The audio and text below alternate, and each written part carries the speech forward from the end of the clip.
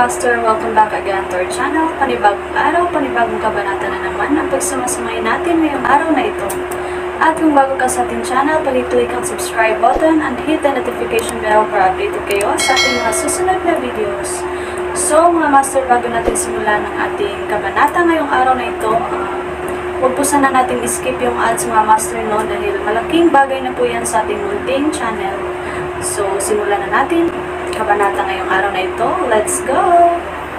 Kabanata 261 hanggang 270. Kabanata 261, mahiwagang video. Ang Five River Province ay nasa kaguluhan, at si Braden Leopold ay lalong maingat. Bagamat may kasamang 12-dosenang tao, hindi pa rin siya nakaramdam ng ligtas. Gayunpaman, ito ay isang mataong pamilihan, kung saan walang nang-ahas na magdulot ng kaguluhan. Pagkarating sa isang corner table kasama ang Black Dog at ilang mga personal na bodyguard na may kakayahan, nagsalita si Braden Leopold, "Maaari ko bang tanungin kung sino ang gustong makipagkita sa akin?" Nanatiling nakayuko ang tatlong taong nasa harapan niya kaya medyo hindi siya mapalagay. "Young Master Leopold, matagal na kitang hinahangaan." Sa sandaling iyon, isang nasa katanghaliang gulang na lalaking pinakamalapit sa kanya ang nagtaas ng kanyang ulo, na nagpakita ng isang ngiti. "Miguel Abbott, how could it be you?" Natigilan si Braden Leopold, mabilis na kinakalkula ng kanyang isip ang intensyon ng iba. Kamakailan lamang, ang mga pangunahing pamilya ay palaging nasa alitan, ngunit sa ibabaw, walang salungatan sa pagitan ng Abbott family at ng kanyang sarili. "Ang gustong makipagkita sa iyo ngayon ay hindi ako, si Mr. Reed." Pagkatapos magsalita ni Miguel Abbott, si Julius Reed, na nakaupo sa tapat, ay tinanggal ang kanyang sombrero at sinabing may mahinang ngiti, "Makiupo, Young Master Leopold." "Itim na aso, ikaw na taksil, ang lakas ng loob mong ipagkanulo ako." Sa sandaling makita niya si Julius Reed, nanlamig ang puso ni Braden Leopold, at agad siyang naglabas ng punyal mula sa kanyang baywang at idinikit ito sa dibdib ng Black Dog. Sa kanyang pananaw, maraming hinaing si Julius Reed sa pamilya Leopold at malinaw na sinadya niyang pagtaya ang buhay ni Braden. "Hindi na kailangang magpanik, Young Master Leopold. Kung gusto kitang patayin, hindi ka makakatakas ngayon." Dahan-daang sabi ni Julius Reed, at nagangat din ng ulo ang katabi niya. Ito ay walang iba kundi ang kanluraning eskrimador na minsang nagtaksil sa pamilya Leopold. "Lucan Davenport, kayong lahat." Nakaramdam ng lamig si Braden Leopold sa kanyang gulugad. Alam na alam niya ang lakas ng Western Swordsman, pagkatapos ng lahat, iyon ay isa sa nangungunang tatlong alipors ng Leopold family. Ngayong si Master Pendleton ay nawawala, at ang Eastern Bay Warrior ay nawala, tila ang Leopold family ay walang sino mang makakalaban kay Lucan Davenport. Bukod dito, sa ganoong kalayuan, kung gusto ni Lucan Davenport na kumilos, walang pagkakataong makatakas si Braden. "Ano ang pagmamadali, Young Master Leopold? Gusto lang naming imbitahan ka para sa isang tasa ng kape, masyado kang sensitibo." Hinawakan ni Miguel Abbott ang kamay ni Braden Leopold na may hawak na kutsilyo, inagaw ang kutsilyo ng may lakas, at idiniin siya sa tabi ng kanyang sarili. "Ano ang sinusubukan ninyong lahat?" Nang makita ito, ang isa sa mga bodyguard ay mabilis na umabot sa kanyang baywang, at ang iba pang mga bodyguard sa cafe ay naghanda din na kumilos. "Lumabas ka," sinulyapan ni Julius Reed ang bodyguard at malamig na sinabi. "Ang iba sa inyo, mag-withdraw na." Palibhas ay nasa isang delikadong sitwasyon, si Braden Leopold ay nanatiling makatuwiran. Kung gusto nila siyang patayin, hindi na kailangan ang gayong detalyadong mga pakana. Kahit papaano habang papunta rito, sa mga kasanayan ni Lucan Davenport, maaaring madaling mapatay si Braden sa kalsada. "Ngunit ang iyong kaligtasan, Young Master." Nag-alinlangan ang bodyguard, alam kung aalis sila at may nangyari kay Braden Leopold, hindi sila patatawarin ng pamilya Leopold. "Hindi mo ba naririnig ang sinasabi ko? Umalis ka kaagad, at hintayin mo ako." Umungol si Braden Leopold. Ang mga bodyguard na ito ay hindi katugma kay Lucan Davenport, ang padalos-dalos na pagkilos ay mas maglalagay lamang kay Braden sa panganib. "Sige." Pinatibay ng mga bodyguard ang kanilang mga puso at tumalikod para umalis. Maging ang mga nagpapanggap na bisita ay sabay-sabay na tumayo at sunod-sunod na lumabas ng kafe. Ang hindi inaasahang exodus na ito ay nagulat sa iba pang mga parokyano at sa may-ari ng kafe, bakit ang daming tao ang umalis ng sabay-sabay. Magsalita ka, anong gusto mo? Paiba-iba ang kutis ni Brayden Leopold sa liwanag at dilim. Siya ay may premonition na ngayon ang kanyang mga pagkakataon ay mas malupit kaysa sa pabor, at sa loob ay isinumpa ang Black Dog hanggang sa siya ay asol sa mukha. Kung alam niyang kaaway niya ang tinaguri ang importanteng figurang ito, hindi sana darating si Brayden kahit napatayin siya nito. Ngunit ito ay eksakto tulad ng sinabi ng Black Dog, kung alam niya, tiyak na hindi siya papayag sa meeting. Masisisi lang niya ang sarili niya dahil hindi siya naging mas maingat. Narinig ko na ang Old Master ng Leopold family ay may malubhang sakit, at pinag-iisipan ba niyang Master Leopold na pumalit sa kanya? Dahan daw ang pinaikot-ikot ni Julius Reed ang kape sa kanyang kamay, tila walang intensyong nagtatanong. Ngunit sa pandinig ni Brayden, ang mga salitang iyon ay parang nakakakilabot. Alam ng Black Dog ang lahat, at naghinala siya na siya ay tunay na pinagtaksilan. Hindi na kailangang magpanik, walang kinalaman ang Black Dog sa akin. Hinanap niya ako ng mag-isa, nakikiusap na tulungan kita. Itinaas ni Julius Reed ang kanyang mga talukap at binigyan siya ng isang sulyap, sa kaunting bigat na dinadala ng iyong Leopold family, sa totoo lang hindi ako mag-abala. Of course, Mr. Reed has grand ambitions. Even Boss Abbott is willing to take your orders, how could you possible care about our Leopold family? Sabi ni Brayden gamit ang kanyang mga labi, ngunit isang malamig na ngiti ang naglaro sa kanyang puso. Ang pamilya Leopold ay napakalaking, isang siglong gulang na angkan, ang kanilang tunay na lakas ay lubos na hindi alam ng mga tagalabas. Sinusunod lamang nila ang mga turo ng mga ninuno, pinananatiling mababang profile at tahimik na lumalawak. Kung ang pamilya Leopold ay tunay na nagbaluktot ng mga kalamnan nito, walang ibang pamilya sa loob ng Five River Province ang magiging mahalaga kahit kaunti. Sinasabi ng kasabihan, ang isang malaking puno ay sumasagap ng hangin. Ang mga ninuno ng pamilya Leopold ay nagbabala sa kanila na huwag maging masyadong halata, baka makaakit sila ng hindi gustong atensyon. Maliban sa ilang tunay na maimpluwensyang miyembro sa loob ng pamilya, walang nakakaalam ng buong lawak ng lakas ng pamilya Leopold. Ang pinapakita nila ngayon ay dulo lang ng iceberg. Ngunit ngayon ay hindi na niya kailangang ibunyag ang sikretong ito. Mas mainam na magpanggap na ipagpaliban ang mga salita ng kabilang partido. Ang iyong mga kapatid ay sabik na tulad mo. Kung tutuusin, kung may makatas na piraso ng karne, sino ang hindi magiging interesado? Matutulungan kita, ngunit may kondisyon. Nag-iba ang tono ni Julius Reed habang nakatitig ng diretso sa mga mata ni Brayden. Itim na aso ang nakialam sa sitwasyong ito at tumayo sa labas ng Pearl on the Water buong magdamag. Kaya naman binibigyan kita ng pagkakataong ito. Itim na aso. Nang marinig ito, hindi napigilan ni Brayden na kumunat ang kanyang mga kilay. Sa katunayan, may isang gabi nang hindi umuwi si Black Dog. Bagamat pinili niyang magtiwala sa Black Dog, ang kanyang kaina-hinalang kalikasan ay nagudyok pa rin sa kanya na maglagay ng maraming especially iya sa paligid niya. Tama, siya ay napakatapat sa iyo. Makikita mo, siya ay isang tao na alam ang puntos. Pagkatapos bumagsak si Atlas mula sa kapangyarihan, ikaw ang magiging pinaka-promising na kabataan sa Leopold family.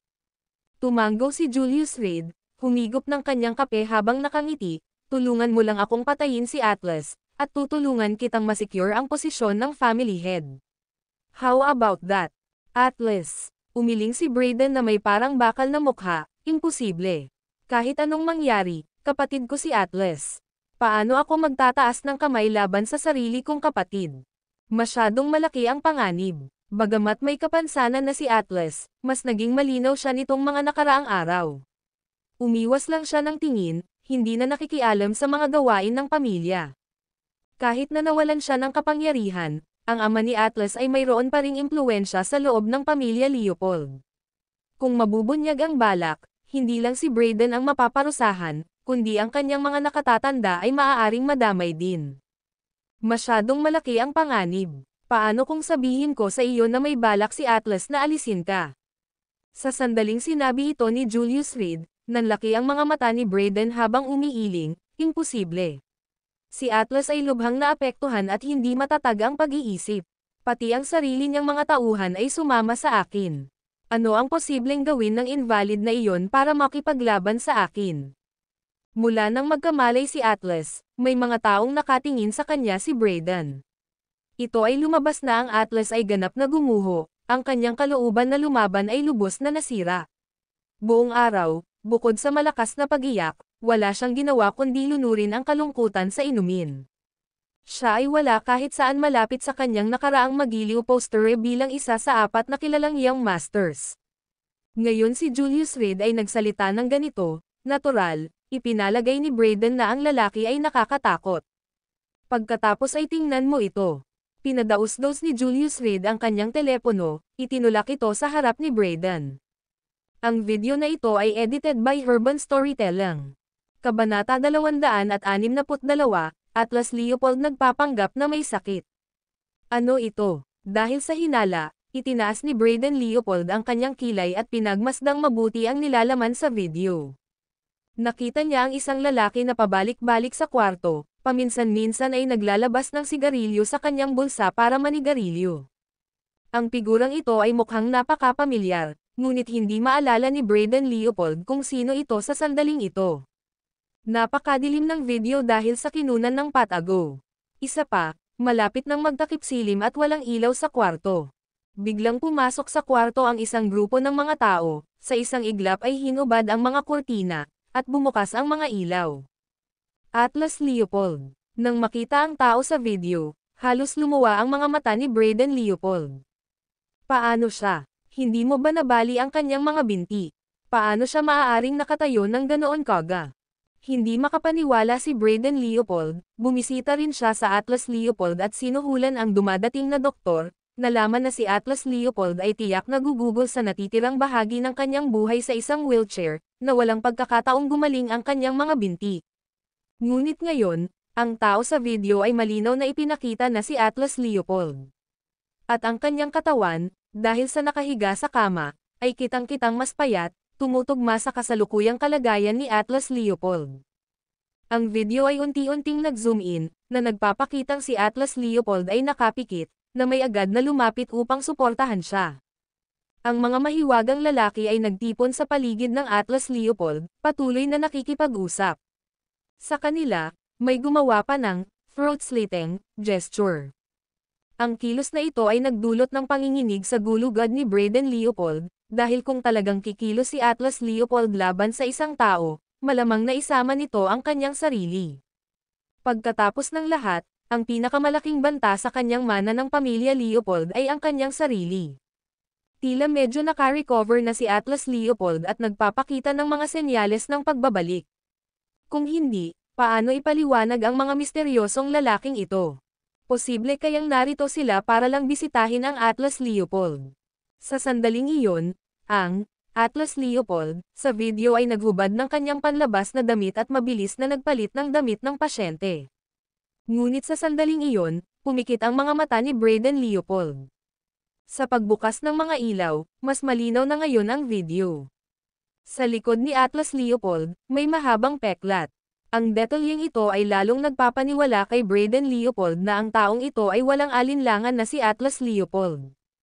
Noong bata pa, nahulog si Atlas Leopold mula sa isang artificial na bundok sa kanilang tahanan dahil siya ay masyadong mapaglaro, at nagkaroon ng mahabang sugat sa kanyang likod mula sa isang bato. Siya na talaga. Mariin na ikinuyom ni Brayden Leopold ang kanyang mga kamao, isang alon ng galit ang umaakyat sa kanyang dibdib. Tila ang lahat ng ginawa ni Atlas Leopold noon ay upang patahimikin ang sarili sa kasiyahan. Ngunit malinaw na sinabi sa akin ng doktor na ang mga binti ni Atlas Leopold ay hindi maaaring gumaling. Inangat niya ang ulo niya at tinitigan ng husto si Julius Reed.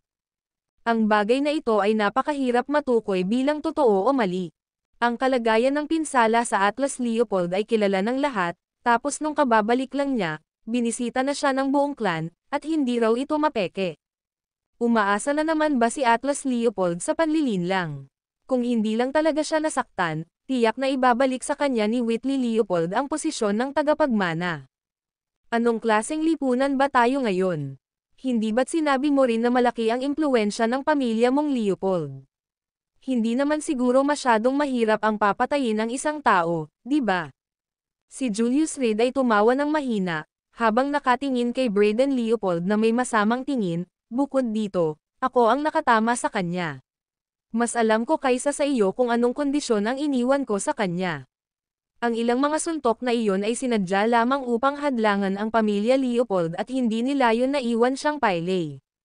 Talaga. Nakaramdam ng pagkabigla si Braden Leopold sa kanyang puso. Nasa harap niya mismo ang salarin, at ayon sa sinabi ng mga Leopolds, si Julius Reed ay hindi kapani-paniwalang malakas sa isang laban, kaya natural, makontrol niya ang lakas ng kanyang mga suntok. Pagharap sa kanyang pagtatanong, hindi nagsalita si Julius Reed. Paano mo ako tutulungan na kunin ang posisyon ng family head? Nag-alab ang pamatay na hangarin sa mga mata ni Braden Leopold, at ang kanyang ekspresyon ay naging lubhang malungkot. Pinaglalaroan talaga siya para sa isang tanga. Inisip niya na si Atlas Leopold ay isang lumpo, na nag-aalis ng unang banta. Sa pagkakasakit ni Whitley Leopold, ito ang pinakamagandang pagkakataon para sa kanya na makipaglaban para sa posisyon. Ngunit sino ang makakaalam na si Atlas Leopold ay lihim na gumagawa ng mga galaw sa likod ng mga eksena. Sa pag-iisip nito, pinagpawisan siya ng malamig. Kung, sa kritikal na sandali, lumitaw si Atlas Leopold nang wala saan, wala siyang handa na panlaban. Pagkatapos, lahat ng pinaghirapan niya ay madaling agawin ng iba. Marami na kayong mga miyembro ng Leopold family na binili ko. Hanggat kaya ninyo pangalagaan ang Atlas Leopold, susuportahan ko sila. Sa pagpapatuloy, sinulyapan ni Julius Reed si Braden Leopold. Alam kong maaaring hindi ka maniwala sa akin. Kaya, isaalang-alang ito, bukas ay magkakaroon ng family meeting ang iyong Leopold family para talakayin kung paano malalampasan ang panahon ng matinding karamdaman ni Whitley Leopold. Sa pamamagitan ng mga karapatan, ang posisyon na iyon ay dapat mapunta kay Fernando Leopold. Gayunpaman, maaari kitang gawin na pinakamahalagang tao sa mga nakababatang henerasyon, iyon ay ang namamahala sa seguridad ng buong Leopold family. Kapag may nangyari kay Fernando Leopold, ang lahat ay nasa ilalim ng iyong kontrol. Matapos marinig ang lahat ng ito, patuloy na lumilibot ang mga mata ni Braden Leopold sa paligid. Ito ay isang murang sugal.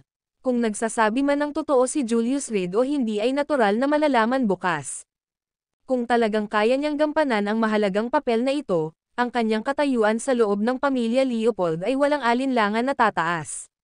At may kontrol sa buong operasyon ng seguridad, magiging mas maginhawang gumawa ng isang hakbang.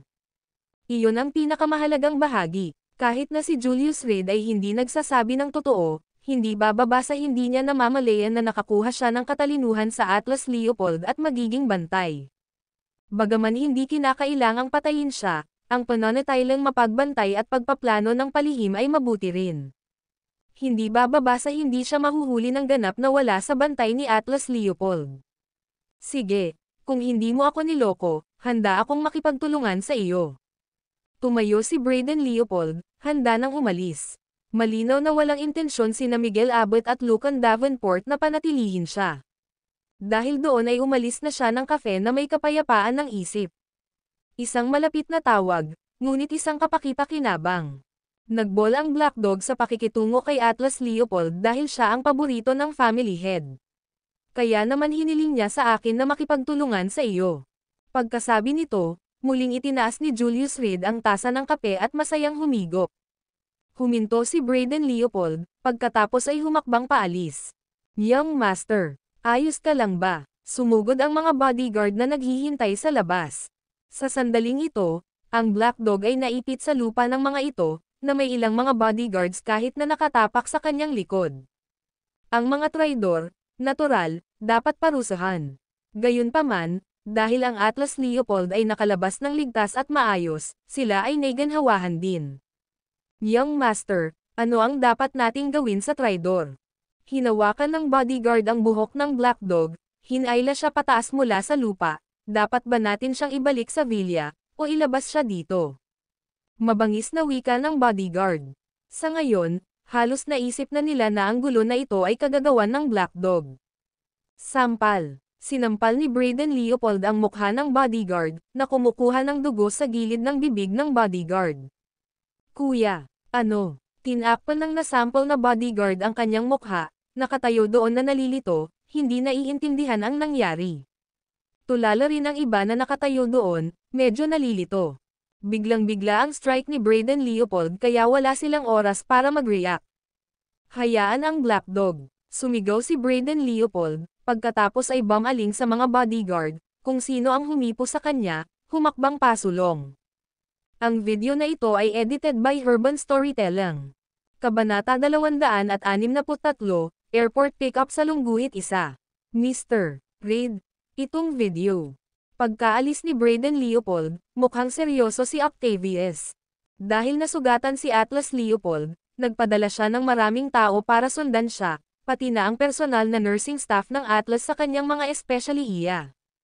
Gayunpaman, napakaraming oras ang lumipas nang walang narinig si Octavius tungkol sa pagbawi ni Atlas. Kailangan mong malaman na gumastos na siya ng milyon-milyong sinusubukang suhulan ang mga kawani ng nursing na iyon upang makakuha ng impormasyon. Kinukuha ba ng mga taong ito ang kanyang pera at walang ginagawa?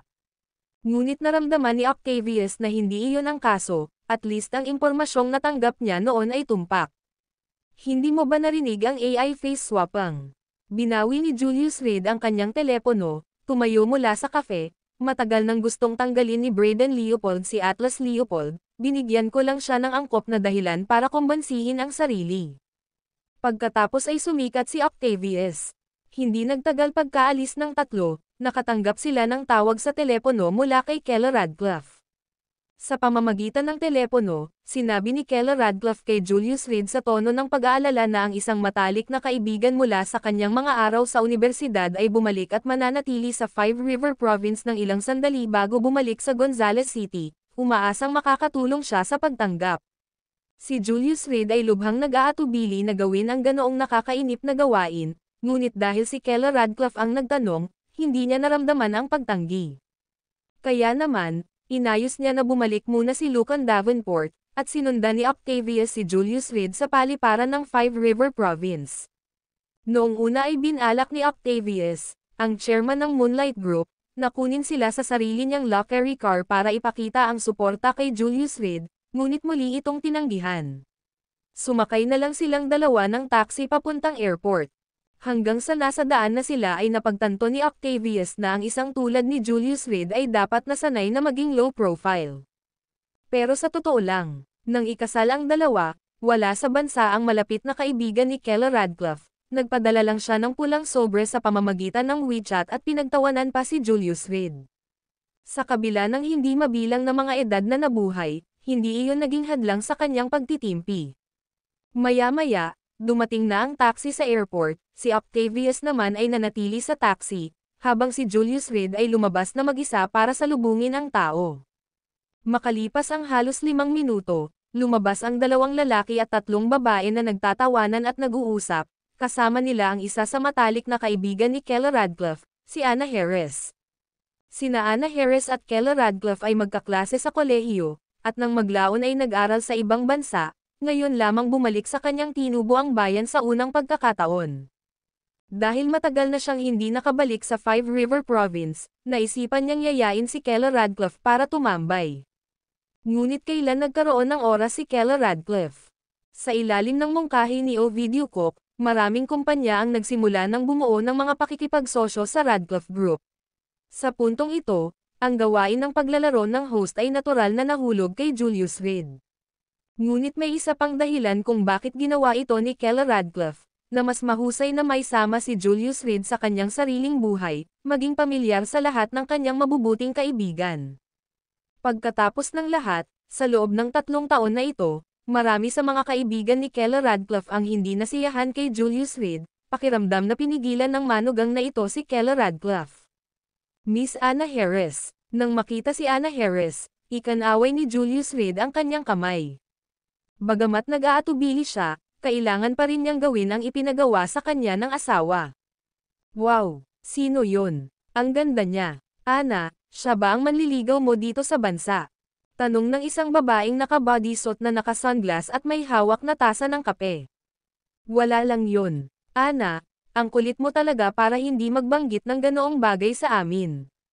Tinanggal din ng isa pang babaeng naka-white dress ang sunglasses at pinagmasdang mabuti si Julius Reed. Oh, may manliligaw na ba ang ating Ana?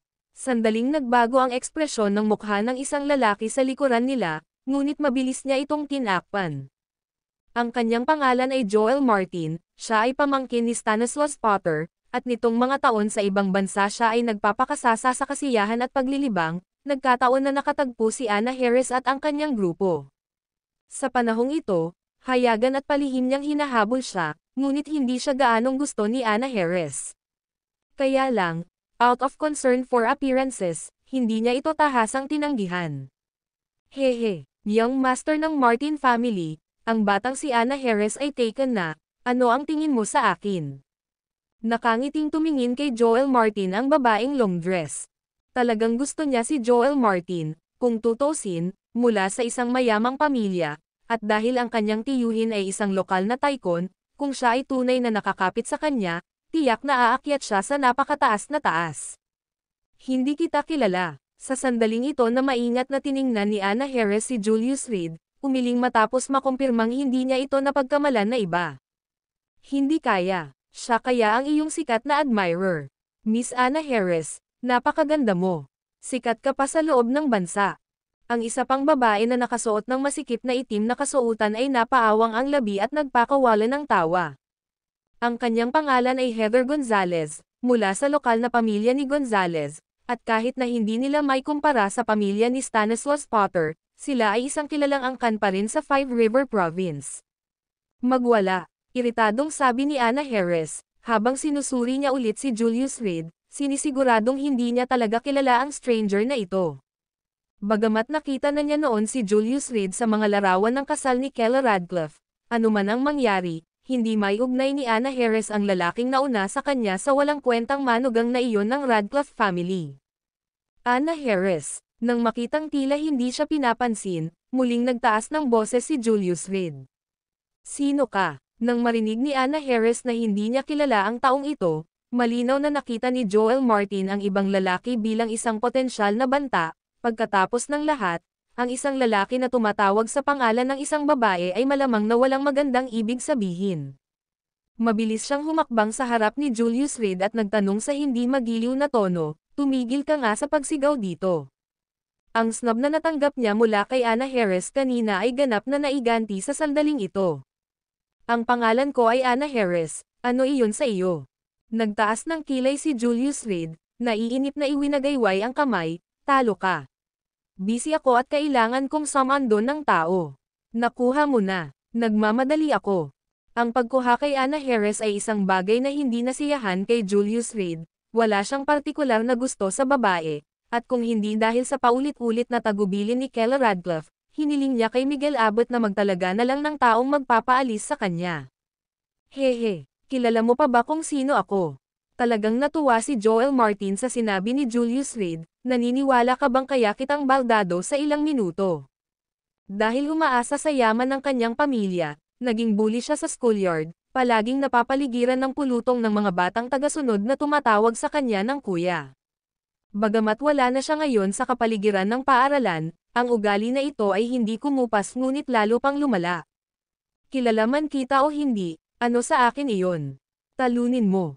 Itinulak ni Julius Reed si Joel Martin sa lupa gamit ang isang tulak at humakbang patungo kay Anna Harris. Anong ginagawa mo? Tumatawag ako ng security. Medyo natakot si Anna Harris nang lumapit si Julius Reed ng agresibo at itinulak pa si Joel Martin sa lupa, sa pag-aakalang maaaring siya ang target ng ilang paghihiganti. At isa pang lalaki ang nagmamadaling hamarang sa daan, ito ay isang lipunang pinamamahalaan ng batas. Maglakas loob na manggulo muli, at ipapakulong kita. Wika ng lalaki na may malamig na lamig. Samantalang ang babaeng long dress, nang makitang itinulak pababa si Joel Martin, lalo itong nagalit. Siya ay humakbang pasulong, tumingin kay Julius Reed, at galit na sinabi, anong karapatan mong itulak ang mga tao sa paligid? Anong abala? Anna Harris, bakit hindi mo nalang tawagan si Keller Radcliffe? Sabihin mo sa kanya na dumating ako para sunduin ka, pero ayaw mong sumama sa akin para magawa ko ang tungkuling ito, okay. Napabuntong hininga si Julius Reed, natagpuan ang sarili sa hindi kinakailangang problema. Ang video na ito ay edited by Urban Storytelling. Kabanata 264, Ang Munting Paksa ni Isandro Jackson. Kela Radcliffe. Nagulat na marinig ang pangalan ng kanyang mabuting kaibigan, nagtanong si Anna Harris, ikaw si Julius Reed. Natural na hindi niya makakalimutan ang pangalang iyon, dahil sa panahon ngayon, wala nang masyadong tao na gumagamit ng mga numero bilang mga pangalan, at saka siya ang asawa ng kanyang matalik na kaibigan. Noong panahong iyon, tinukso niya si Kela Radcliffe, sinabi na ang 12 pinagsama-sama ay kahawig ng isang prinsipe, na nagsasabi kay Kela na nakilala niya ang isang prinsipe sa isang puting kabayo. Ngunit ang lalaki sa kanyang harapan ay bata at gwapo, at bagamat slim, fit na fit, simply the epitome of a male god. Ito ba ang parehong tao bilang ang walang kwentang manugang? Sa sandaling iyon, kinuha ni Joel Martin ang isang pamatay ng apoy at galit na naglakad, na nagmumura habang papalapit, maglakas loob na itulak ako. Walang sino man ang naging bastos sa akin sa buong buhay ko. Tumigil ka. Nang makita ang eksenang ito, mabilis na pumagitna si Anna Harris para pigilan si Joel Martin, ito ang asawa ng matalik kong kaibigan. Tinawagan ko siya noong papunta ako, umaasang may lalabas niya kami, tutal, hindi pa ako nakakabalik sa Five River Province sa loob ng maraming taon.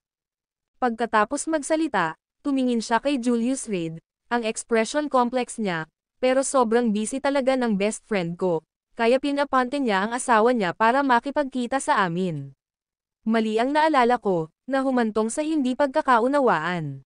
Kung tutuusin, siya ang asawa ni Kela Radcliffe, at ito ang kanilang unang pagkikita, wala siyang ayaw kay Julius Reed, kaya natural, pinigilan niya si Joel Martin. Hindi partikular na nagustuhan ni Anna Harris ang mga mayayamang bata na, umaasa sa kayamanan ng kanilang pamilya, nakikibahagi sa hindi karapat-dapat na pag-uugali, at walang kabuluhan maliban sa pagtira sa kanilang mga magulang. Kahit asawa siya ng matalik mong kaibigan, hindi naman siya dapat masungit, di ba? Nagtanong lang naman si Calvin, tapos itinulak mo siya, at least may ayos naman, di ba?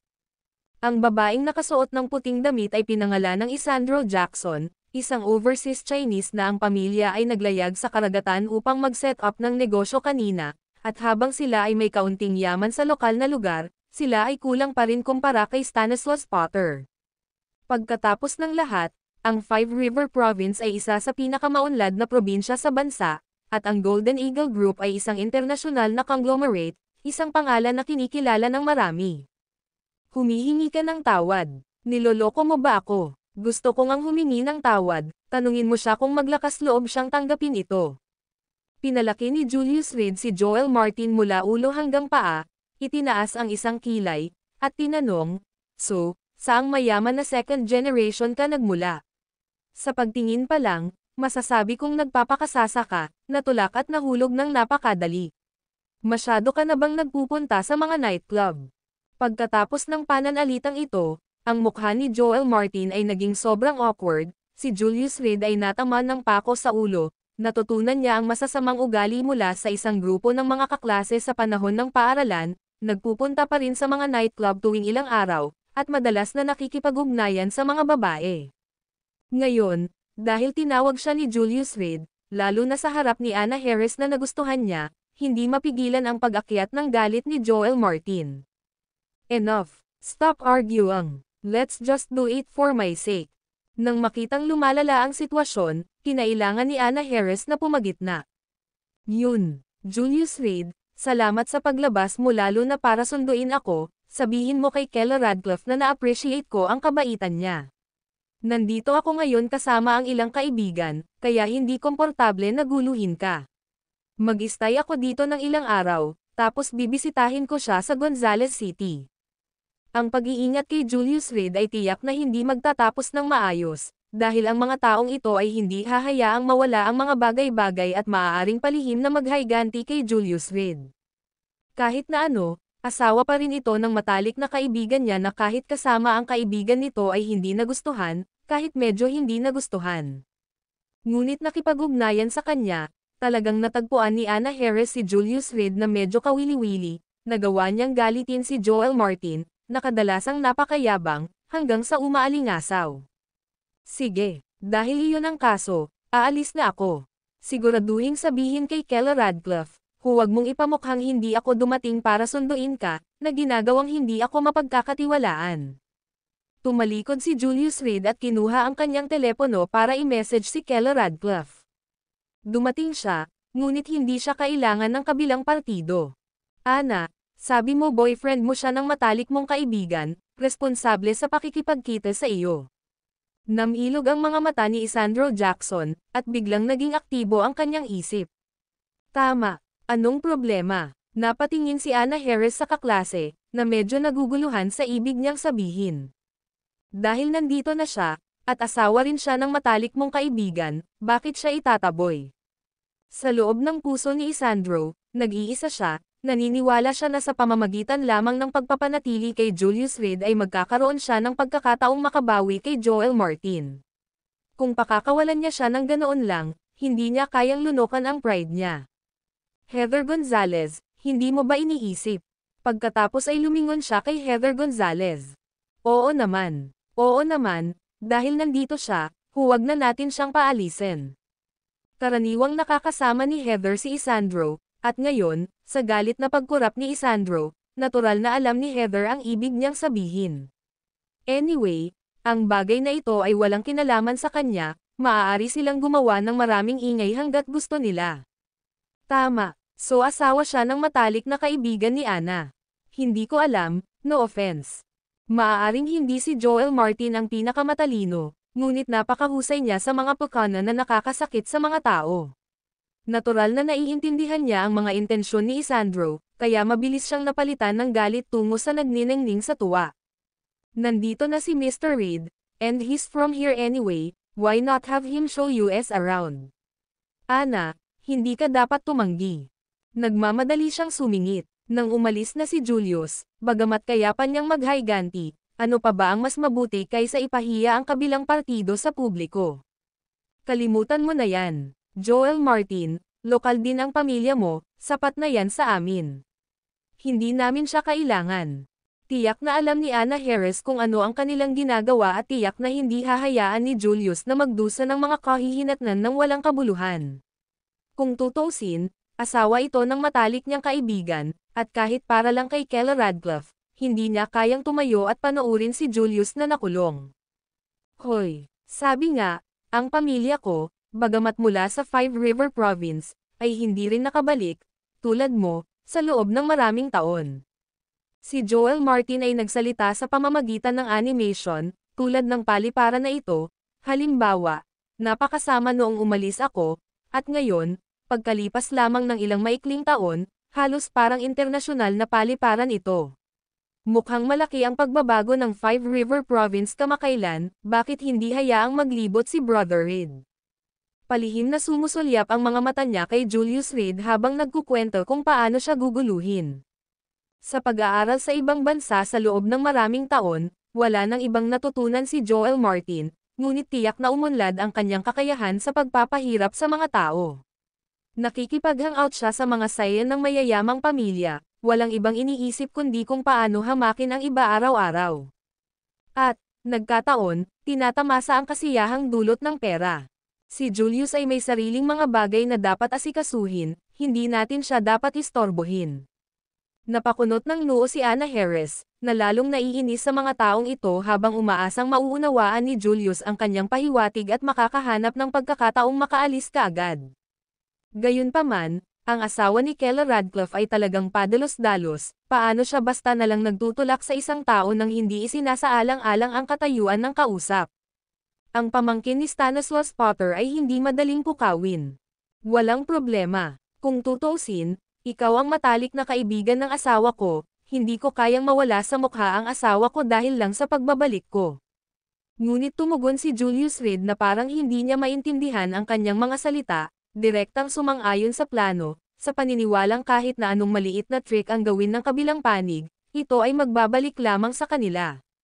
Sa harap ng ganap na kapangyarihan, anong silbi ang pagsasabuatan at pandaraya? Ang video na ito ay edited by Herban Storytelling. Kabanata 265, Taxi. Julius Reed, ano ang nilalaro mo? Umaarte ng mataas at makapangyarihan dito. Magiging mabigat ang bayarin sa ating 5 na kumakain, umiinom, at nagsasaya. Anong klaseng pera ang makukuha mo bilang manugang na nananatili sa Radcliffe family?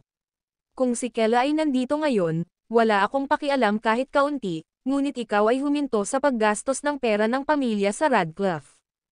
Nang makitang malapit nang mahulog si Julius Reed sa kanyang bitag, maaari lamang gamitin ni Anna Harris ang mga mapanuksong salita para tusukin siya.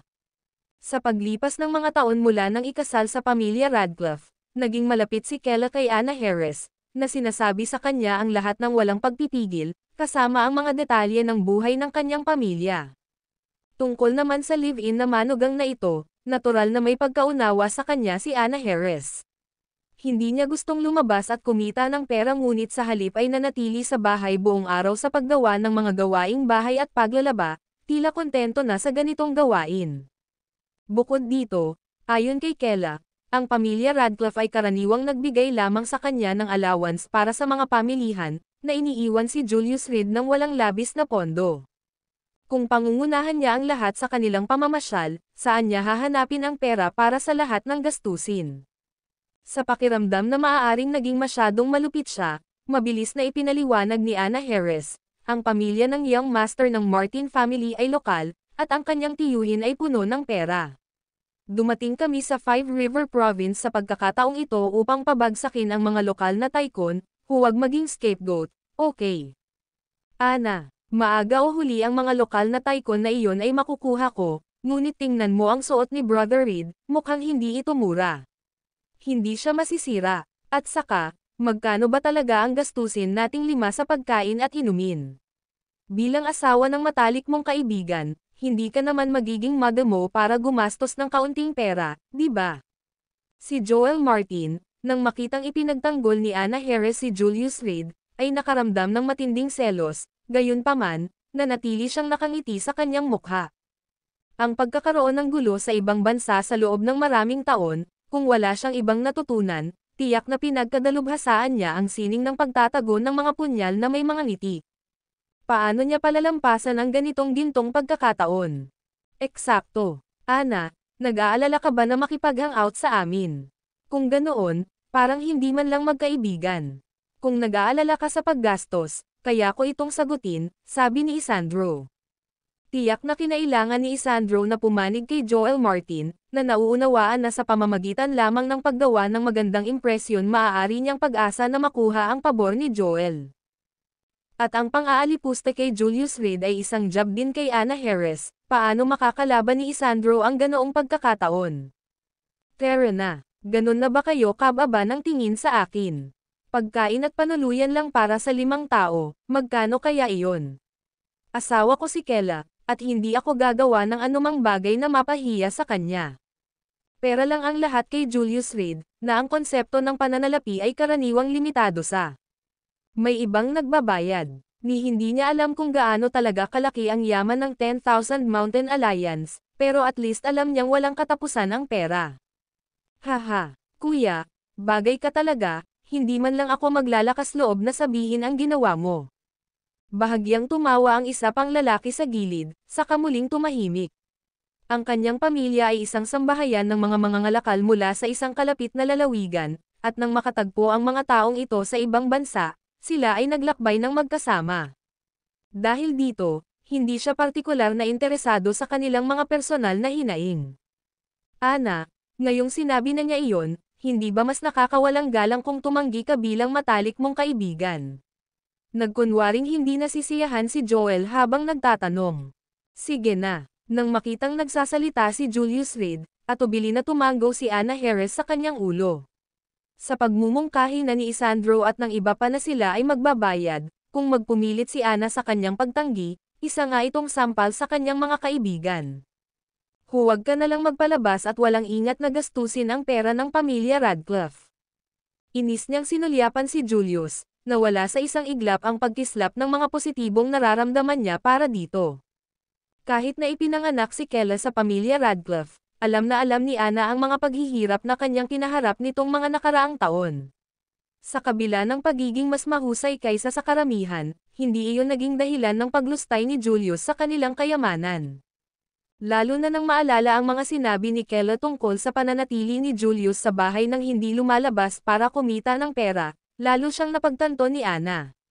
Ang paggamit ng pera ng kanyang asawa upang iligtas ang mukha ay ginawa siyang lubos na walang halaga sa mga mata ni Ana. Fine. Kung ganoon, anong plano nyo? Si Julius ay halos hindi naabala sa mga bagay na ito, alam na ang kabuuang halaga ay hindi magkano. Bukod dito, lahat ng maimpluwensyang tao sa Five River Province ay mga kampanya, at halos lahat ay maaaring makuha ng libre. Maghanap muna tayo ng hotel. Lumingalinga ang mga mata ni Joel, at nilinga niya si Isandro. Isandro, saan mo gustong pumunta? Narito ako sa unang pagkakataon, paano ko malalaman kung saan pupunta? Sinulyapan siya ni Isandro Jackson ng masama at nilingan si Heather Gonzalez, ang iyong pamilya ay lokal, alam mo ba kung saan tayo dapat pumunta? Tama, ang pamilya ni Heather ay taga dito, kaya bakit hindi na lang tayo pumunta sa kanyang lugar? Sa ganoong paraan, lahat tayo ay makakabisita at ito ay maginhawa, hindi ba? Agad na sinagot ni Ana Harris ang usapan. Alam ng lahat na mayaman ang pamilya Gonzalez, at kahit na hindi sila kapantay ng Potter family, nagmamay-ari pa rin sila ng sarili nilang villa sa Five River Province. Ang kanilang villa ay maaaring tumanggap ng lahat ng mga ito, kahit na 50 tao kung kinakailangan. Hindi lamang nito malulutas ang problema sa tirahan ng lahat, kundi pati na rin ang pagpiyansa kay Julius Reed at makakatipid si Kela Radcliffe ng isang bundle. Sige, huwag magmadali. Huwag nating alertuhan ang ating mga pamilya tungkol sa ating pagbabalik sa pagkakataong ito. Pupunta na lang tayo sa lugar ni Heather pagkatapos nating magsaya. Agad na pinutol ni Joel Martin si Heather. Hindi niya madaling nakuha ang pagkakataong ito, paano niya ito na-miss? Bilisan mo, wala akong oras makipagkulitin sa inyong lahat. Kung may kasama ka, tara na, kung hindi, magpapabook ako ng top tier na hotel para sa serbisyo mo. Naiinip na si Julius Reed. Hindi ba nila naiintindihan kung gaano kahalaga ang kanyang oras? Ano ang malaking bagay tungkol sa pananatili sa isang hotel at pagkain ng pagkain?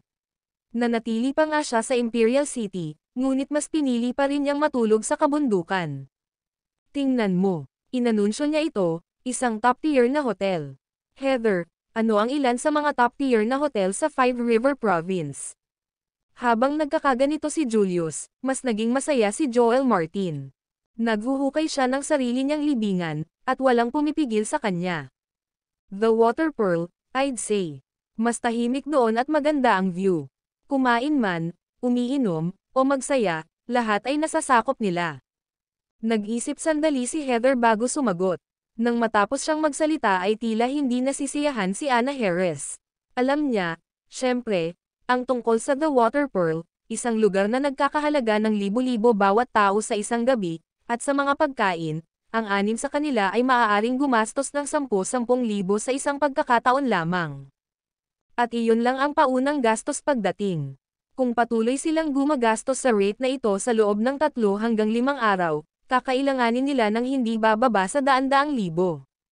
Bagamat ang halagang ito ay maaaring hindi gaanong mahalaga sa mga mayayamang pangalawang henerasyong tagapagmana na ito, ang kita ni Kela Radcliffe ay hindi sapat para mabayaran ang mga naturang gastos. Sa katunayan, ang sariling taunang kita ni Ana Harris ay halos 200,000 lamang, kaya lalo siyang nakiramay kay Kela. Pagkatapos ay napagpasyahan na, The Water Pearl. Tara na dali, o hindi na kita hihintayin. Tumalikod si Julius at dirdiretsong naglakad palabas ng airport. Ang Water Pearl ay pag-aari ni Miguel Abbott, at maaari silang kumain at uminom doon ng walang bayad.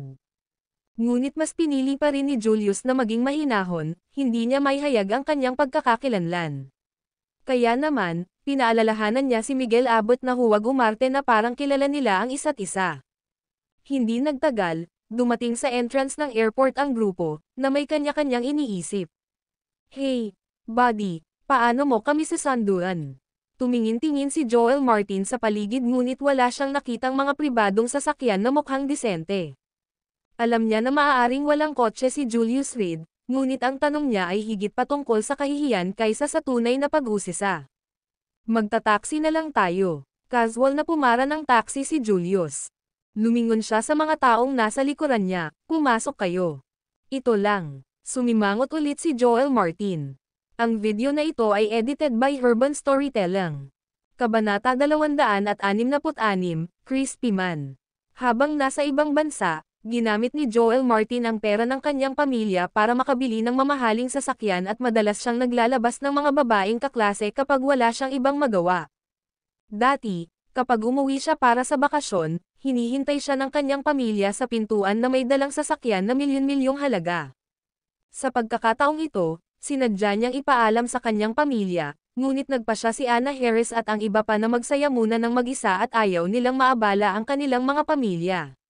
Bukod dito, si Kella Radcliffe, nang marinig ang pagbabalik ni Anna Harris, ay nagpumilit na sumama sa kanya ng personal.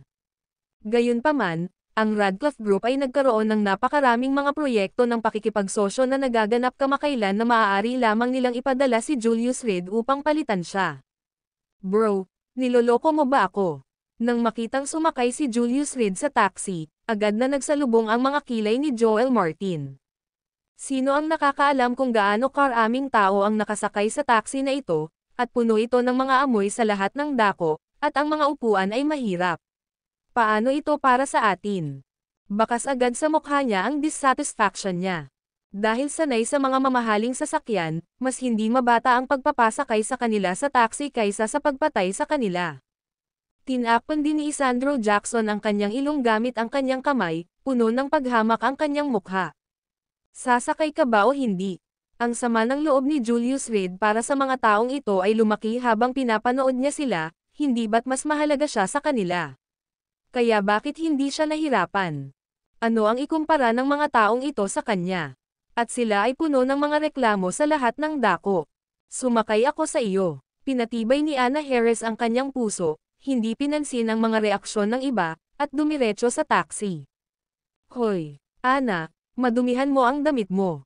Nag-aalalang sumigaw si Isandro Jackson mula sa labas, na para bang si Anna Harris ay pumasok sa isang mapanganib na lugar.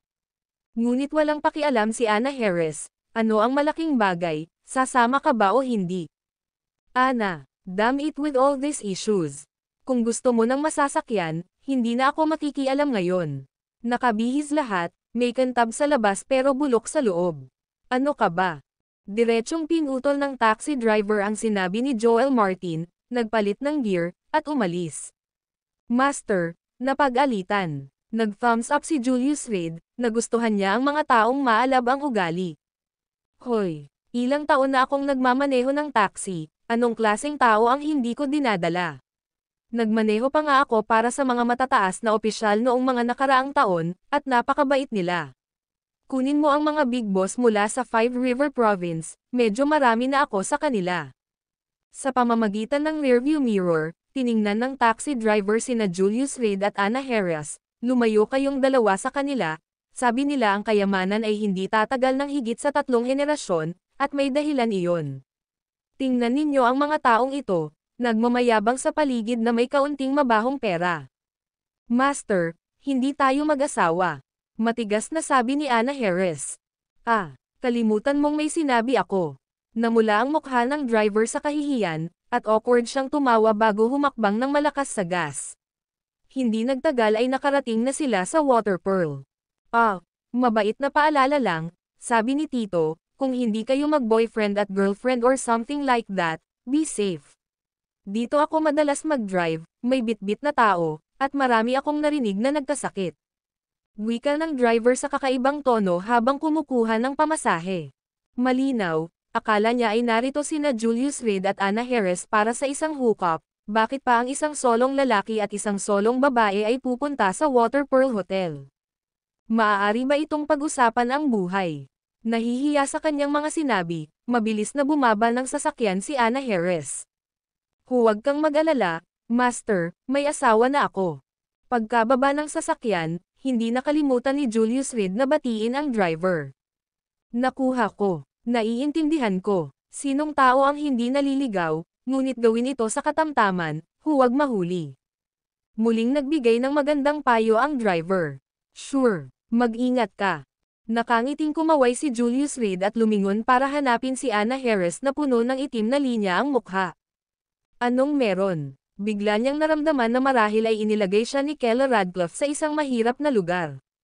Wala, iritadong sabi ni Anna Harris, magagalit ang sino mang kakausapin ng ganyan ng driver, di ba? And judgment by Julius Reed's shug look, malamang hindi na siya bago dito. Narito ang 30,000 yuan, gumastos ng matalino, ito ay para sa mga gastos sa mga susunod na araw. Inilabas ni Anna Harris ang isang bank card mula sa kanyang bulsa at isinilid ito sa kamay ni Julius Reed, huwag kang tumanggi. Nahihirapan si Keller Radcliffe ngayon, kapag mayaman na kayong dalawa, maaari kang mag-host ng isang handaan para i-treat kami. Isa pa, bilang isang may sapat na gulang, hindi ka ba pwedeng lumabas at magtrabaho para kumita ng pera? Para saan ito? Direktang ibinalik ni Julius Reed ang card, hindi mo kailangan ng pera dito, manatili ka sa gusto mo. Tsaka, iniinsulto mo ba ako o si Keller Radcliffe sa ilang 10,000 yuan? You, forget it. Kung naubusan ka talaga ng pera, dapat sabihin mo sa akin. Isa pa, hindi mabuting tao si Joel Martin, mag-ingat sa paligid niya. Huminga ng malalim si Anna Harris, nakaramdam ng pagkabalisa tungkol sa kung paano napunta ang kanyang matalik na kaibigan sa gayong asawa. At, ayusin mo na lang para sa isang regular na hotel, hindi naman kailangang masyadong mahal, sabihin mo lang na ito ang aking mungkahi. I'll order the food, try to make them eat less. Habang nagsasalita siya, bahagyang kumunot ang noo ni Anna Harris, hindi ka dapat naging matigas ang ulo noong una, tinulak mo si Joel Martin palayo, at ngayon ay nagbabalak siya laban sa iyo. Okay, don't worry about these things, since best friend siya ng asawa ko, tama lang nabantayan kita ng konti. Teka, ipapabok kita ng 5 kwarto. Pagkasabi nito, naglakad si Julius Reed kasama si Anna Harris sa reception desk. Bakit, Mr. Reed? Ang manager ng front desk ay likas na pala kaibigan kay Julius Reed, ito ay isang personahe na katulad ng isang Diyos. Noon, nag-iisa niyang baldado ang binti ni Irving Harris, at nandoon silang lahat para saksihan ito. Nang makitang nag-iisa si Julius Reed na bumabalik ngayon, natural na magalang ang manager. So familiar. Nang makita kung gaano kasigla ang front desk manager kay Julius Reed, sarkastikong komento ni Anna Harris, mukhang madalas kang pumunta rito, kahit ang mga staff dito ay nakikilala ka. Binabalak na niyang i-report ito kay Keller Radcliffe, para hindi malinlang ng hamak ang kaibigan. Ginagastos ang pinaghirapang pera ng Radcliffe Group, nakikipaglokohan sa ibang babae.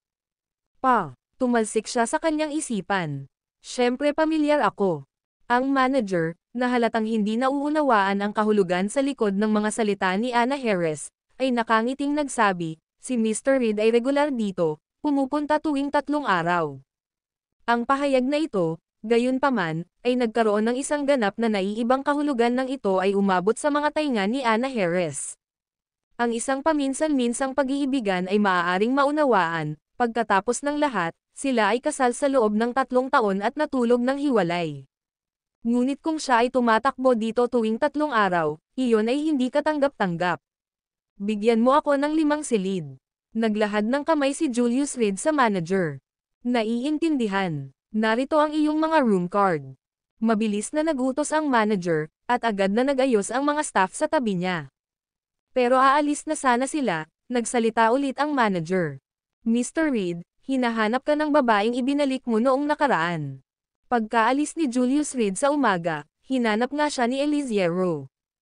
Ang alin? Dahil doon din nananatili ang Red Widow, hindi sigurado si Julius Reed kung sino ang tinutukoy ng manager. Yung nakasuot ng bunny girl outfit at nasa private room kasama mo last time. Ang manager ay isang prangka na tao at diretsyong nagsalita. Walang tumulong dito, ang suot ni Eliziero ng bunny girl outfit ay naging karaniwang kaalaman.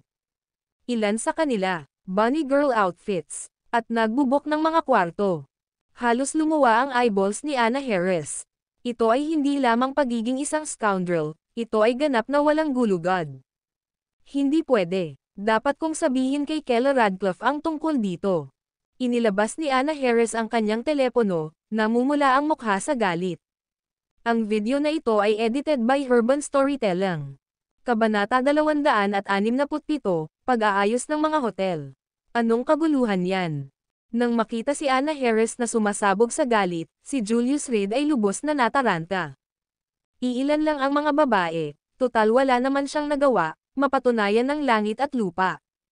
At saka, walang sinabi si Kella Radcliffe, kailan pa naging negosyo ng isang estranghero ang makialam sa mga usapin ng pamilya. Hindi ba ito ang inahing manok na tumitilaok sa madaling araw? Ngunit ang pangyayaring ito ay nagpagalit kay Anna Harris. Sa pagkakaroon na ng masamang impresyon kay Julius Reed, ang pag-iisip ng kanyang matalik na kaibigan ay nagsusumikap para kumita ng pera, para lamang sayangin ng magandang batang ito ang pakikipaglokohan sa ibang mga babae. At sa Water Pearl, napakamahal na hotel doon. Kahit 2 babae kasabay. Matagal na siyang tumatawag, ngunit walang sumasagot sa kabilang dulo. Maghintay ka lang, hindi pa ito tapos. Galit na galit si Anna Harris kaya namula ang kanyang mukha at kumapal ang kanyang leeg, na sana ay makalayo siya kay Julius Reed hanggat maaari. Ngunit sa pag-iisip na kung aalis siya, baka lalo lang siyang magulo, tiniis niya ang kanyang pagkasuklam at tumayo kasama si Julius Reed. Higit pa rito, binalak niyang ilantad ang tunay na kulay ni Julius Reed sa bandang huli, para makita ng mga babaeng iyon ang tunay na mukha ng mga kinikilos ng magandang batang ito.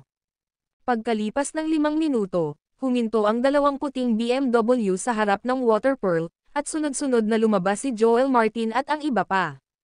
Nang walang pag-iisip, masasabi ng isa na ang mga sasakyang ito ay ipinadala ng pamilya Martin. Matapos batiin si Joel Martin, mabilis na umalis sa lugar ang mga driver. Ana, sorry kung pinaghintay kita. Pagkababa pa lang ni Joel Martin sa sasakyan ay bumalik siya sa dating mayabang na kilos. Ang mga driver ay mga tauhan ng aking tiyuhin, tumawag lang ako at sila ay dumating. Ito ay napaka-convenient, hindi ka na dapat sumakay ng taxi. Sinulyapan niya si Julius Reed at nakangiting nagtanong, Mr. Reed, palagi kaming tumutuloy sa mga 5-star hotel dati, kung hindi mo kami ipapabook sa amin ng magandang kwarto, natatakot akong maapektuhan nito ang pahinga ni Anna. Ngayong dumating na ang lahat, maaaring magsimula ang paghihiganti. Hindi ako maislan gaya mo. Kahit anong lugar na matutuluyan ay ayos lang sa akin, at wala akong problema sa kwarto. Heather Gonzalez, hindi ka mapili, di ba?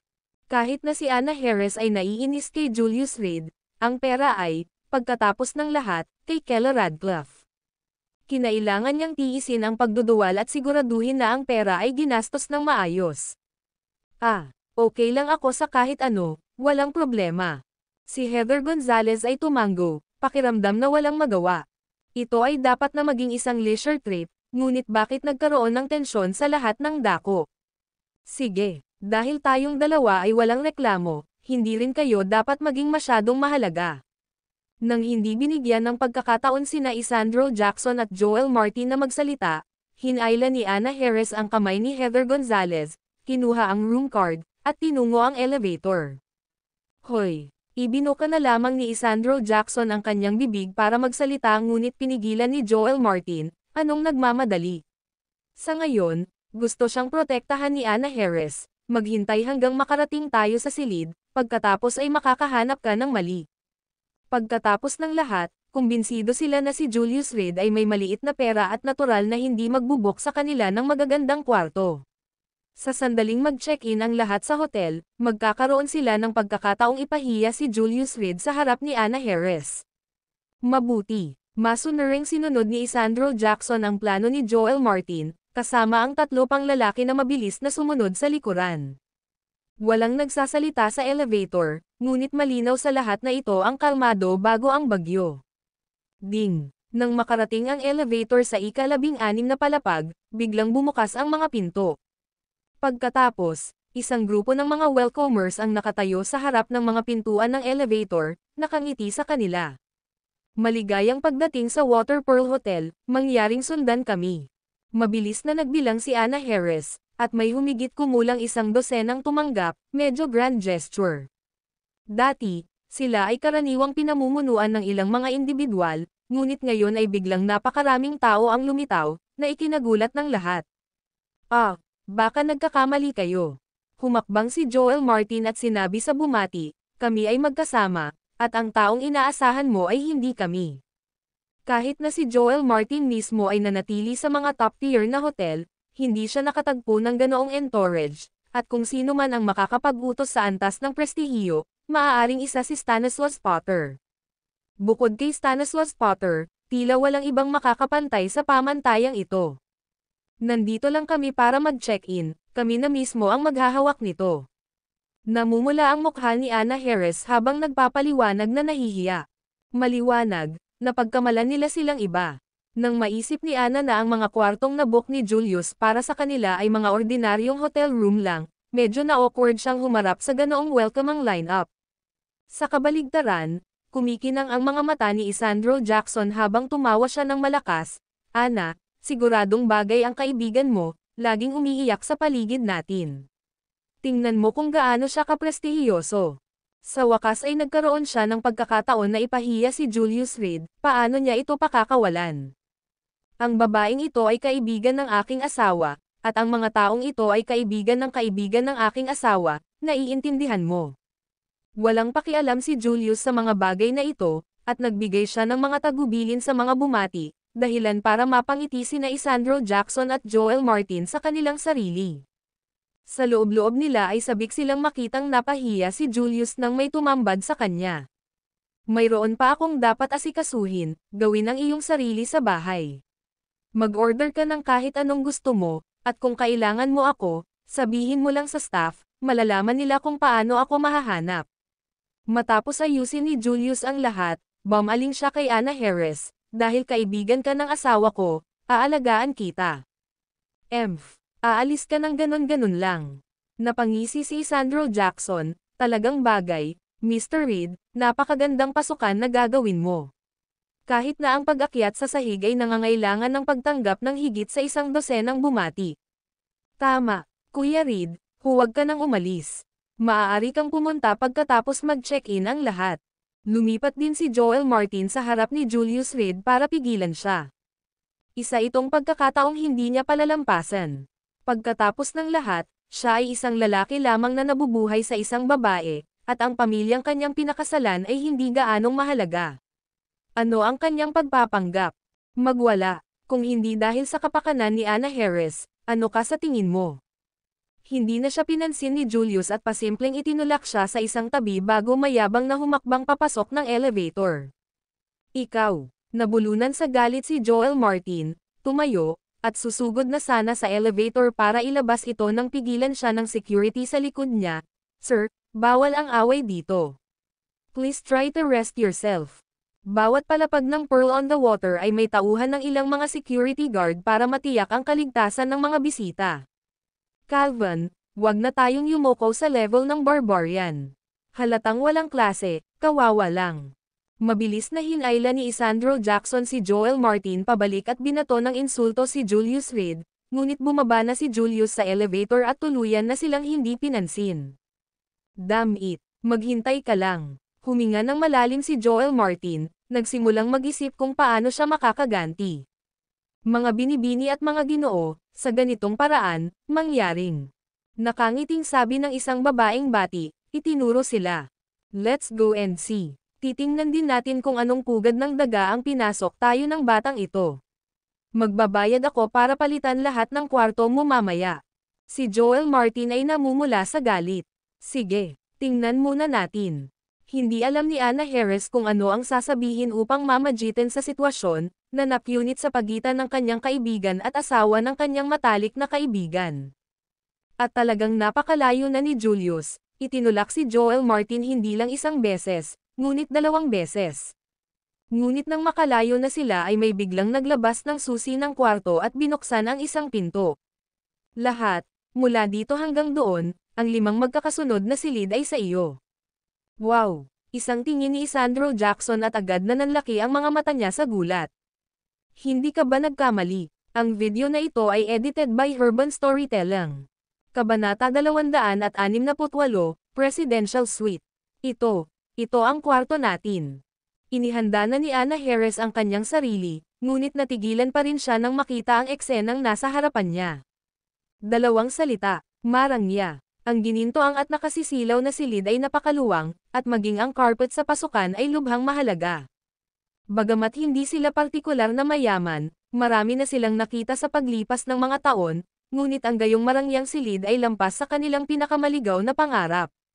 Ang tanging bagay na napalapit sa ganitong antas ng karangyaan ay ang isang silid na nag-aatubili na tinutuluyan ni Joel Martin, ngunit kulang pa rin ito kung ikukumpara. Luho. Sobrang luho. I'm sorry, but you must be mistaken, nag-aatubili na sabi ni Anna Harris, at tubiling inalis ang tingin sa kwarto at lumingon sa bumati. Ano ang pamantayan ng kwartong ito, at magkano ang halaga nito? Tanong ni Joel Martin. Dahil nagustuhan ito ng lahat, nanggigigil ang kanyang mga ngipin, ang pag-book ng 5 kwarto ay makakatipid din ng mukha para sa kanyang sarili, di ba? The highest standard pearl suite over the water, 288,800 per night, nakangiting sagot ng greeter. Napakurap si Joel Martin at nilunok ang mga salitang sasabihin niya. Mahigit 1 milyon para sa 5 tao, may pera ang kanyang pamilya, ngunit hindi sa ganoong lawak. Ang ganitong pagmamalabos ay mabali ang paa ng kanyang ama. Nang marinig ang presyo, mabilis na ikanaway ni Anna Harris ang kanyang kamay, siguro na pagkamalan mo kaming iba. Hindi kami tumutuloy sa ganitong uri ng silid. Ano kayang pera ni Julius Reed? Lahat ng kanyang pera ay kinita ni Keller Radcliffe. Ngunit hindi posibleng makaipon si Keller Radcliffe ng higit sa 1 milyon sa loob lamang ng ilang taon, lalo pa ang paggastos ni Julius Reed ng sabay-sabay. Eksakto. Paano kayang bigyan kami ng kawawang iyon ng napakagandang silid na matutuluyan? Maasim na sabi ni Isandro Jackson sa gilid, ngunit patuloy na lumilibot ang kanyang mga mata sa silid. Akala niya dati, ang isang hotel ay isang lugar para magpahinga, basta't maaari kang manatili dito. Pero itong kwartong nasa harap niya ay puro saya. Hindi kami nagkamali, tingnan mo, nakasulat ang room number dito. Nakangiting paliwanag ng bumati. Noon lang napansin ni Anna Harris na ang room card na nasa kamay niya ay para talaga sa kwartong nasa harapan niya. Ngayon ay medyo naguguluhan siya. Kung walang problema, pagkatapos ay lumipat tayo. Umirap si Isandro Jackson at agad na kinuha ang room card niya at pumasok sa loob. Ngunit nang itulak niya ang pinto, napagtanto niyang tila iba ang kanyang silid. Isa lang itong ordinaryong hotel. Hoy, anong nangyayari? Bakit magkaiba ang 2 kwarto? Tanong ni Isandro Jackson, nakakunot ang noo. Mula sa kanyang karanasan, ang naturang hotel ay malamang na nagkakahalaga lamang ng ilang daan sa isang gabi. Ngunit dahil ito ay ang pearl sa ibabaw ng tubig, ang hotel ay hindi masyadong masama actually. Kaya lang kung walang paghahambing, walang masama. Ngunit nang makita ang karangyaan ng nakaraang silid, ang isang ito ay tila walang iba kundi isang kulungan ng aso kung ihahambing. Nang marinig ito ni Isandro Jackson, pumunta na rin ang 3 sa kani-kanilang kwarto dala ang kani-kanilang room card. Sa katunayan, tulad ng kay Isandro Jackson, ang kanilang mga silid ay napaka-ordinaryo, ang pamantayan lamang ng isang budget hotel. Ano ang ibig sabihin nito? Lumapit din si Joel Martin at nagtanong, medyo hindi maganda ang tono niya. Sir, your room was always of this standard. Only Miss Anna Harris's room is of our presidential suite standard, nakangiting paliwanag ng bumati, sa kabamaling kay Anna Harris, inutusan ni Mr. Reed na kung may kailangan ka, sabihin mo lang sa amin. Hanggat matupad namin ang mga ito, gagawin namin ang aming makakaya para ma-accommodate ka. Natapos siyang magsalita at itinuro ang ilang service staff sa likod niya. Ang mga individual na ito ay iyong personal na service staff, na naka-duty 24 na oras sa isang araw sa labas ng iyong pinto. Ano man ang kailangan mo, sila ang bahala sa iyo. Miss Anna Harris, sabay-sabay na yumoko ang 4 na waiter. Labis na ikinatakot nito si Anna Harris, hindi na kailangan. Hindi ako sanay sa ganito, pakialis na sila. Sa ngayon, atubili na niyang tinanggap ang katotohanan. Si Julius Reed ay talagang gumastos ng isang maliit na halaga ng 30,000 upang mag-book ng isang silid para sa kanyang sarili, habang ang iba ay may mga ordinaryong silid. Kaya't ang 30,000, ang pag-iisip tungkol sa kalagayang pang-ekonomiya ng kanyang matalik na kaibigan ay medyo nakonsensya si Anna Harris. Marahil ito ang intensyon ni Keller Radcliffe. Nagmuni-muni si Anna Harris sa kanyang puso. Nagkakilala ang dalawa noong high school, nag-aral sa parehong unibersidad, at napakalalim ng kanilang pagkakaibigan. Dahil na rin siguro sa ilang taon na hindi sila nagkikita kaya pinaayos ni Kella Radcliffe si Julius Reed ng ganoong karangyang hotel para sa kanya. Hindi siya naniniwala na si Julius Reed ay magiging matapang na gumastos ng napakaraming pera nang walang pahintulot. Higit sa lahat, hindi niya akalain na papayag si Julius Reed na gastusin ang perang iyon sa kanya. Sa sama ng loob at ayaw, ang iba ay nanatili sa isang regular na hotel, habang dinala ni Anna Harris si Heather Gonzalez upang manirahan sa marangyang presidential suite na ito. Sinabi ni Anna Harris na natatakot siyang manatiling mag-isa, ngunit sa totoo lang, gusto lang niyang ilagay si Isandro Jackson sa kanyang lugar. Pagkatapos ng lahat, ang gayong malaking silid ay madaling tumanggap ng 3 batang babae nang walang anumang isyo. Pagkapasok sa kwarto, marahas na sinuntok ni Joel Martin ang pader. "Idiot! Saan ka nakakuha ng napakaraming pera?" Habang pinag-iisipan niya iyon, mas lalo siyang nasasakal, nawalan ng mukha sa harap ni Anna Harris. Sa sandaling pumasok siya sa hotel, kitang-kita niya ang pagkagulat sa mukha ni Anna Harris. Sa pag-iisip nito, inilabas ni Joel Martin ang kanyang telepono at tumawag.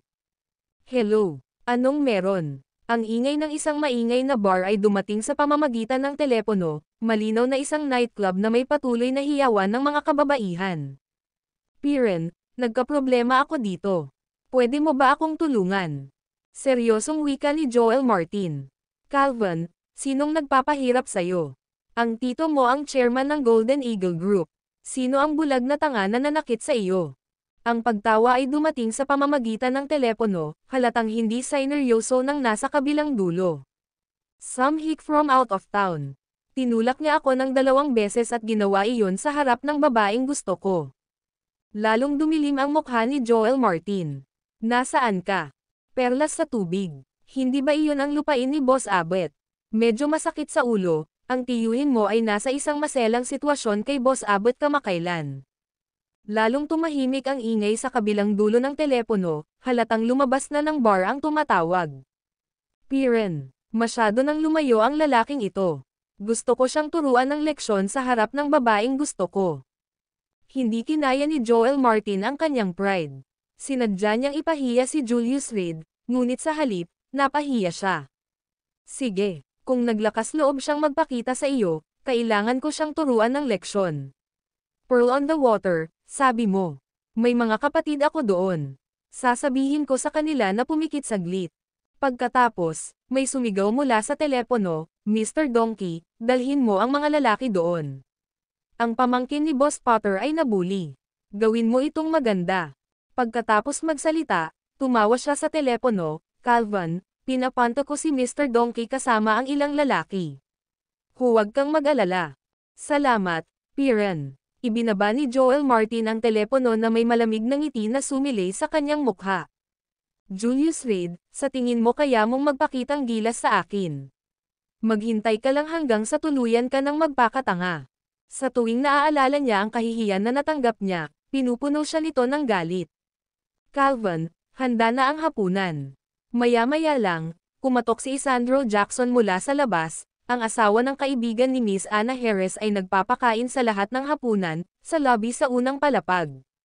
Darating. Inayos ni Joel Martin ang kanyang damit at lumabas na nakangiti. Ang video na ito ay edited by Urban Storytelling. Kabanata 269, ang ulam na ito ay hindi magagawa. Sa oras na lumabas si Joel Martin mula sa silid, napagtanto niyang si Isandro Jackson lamang ang nakatayo sa pintuan. Nasaan ang iba? Lumingga-lingga siya sa paligid ngunit hindi niya makita kahit saan sina Anna Harris o Heather Gonzalez. Hindi kaya'y ayaw nilang bumangon mula sa kaginhawaan ng presidential suite. Sa isiping iyon, nakaramdam ng kirot sa kanyang puso si Joel. At sa isip niya, isinumpa niya si Anna Harris bilang isang babaeng nagnanasa sa vanity. "Hindi, bumaba sila kanina, ako lang ang naghihintay sa'yo dito." Sabi ni Isandro, walang gana.